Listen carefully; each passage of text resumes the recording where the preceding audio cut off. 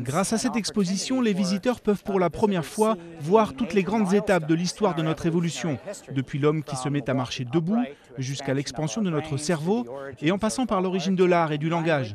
Et tout cela mis en relation avec les grands cycles climatiques et les changements d'environnement qui se sont produits depuis 6 millions d'années.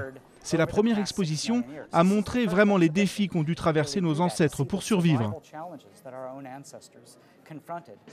Ça rehausse considérablement l'intérêt de cette exposition, d'avoir vraiment des spécimens originaux et de les rencontrer comme des vraies personnes. En fait, là, vous n'avez pas du plastique ou du plâtre. Ils ont réellement vécu, ils sont morts, et donc ça fait vraiment partie de l'héritage culturel de la France.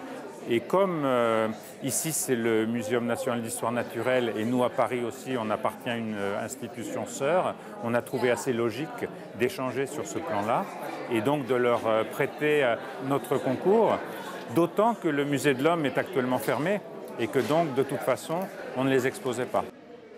Ici, on est évidemment impressionné par l'aspect assez monumental de l'exposition et par les reconstitutions aussi, par ces statues de bronze là qui sont extrêmement spectaculaires.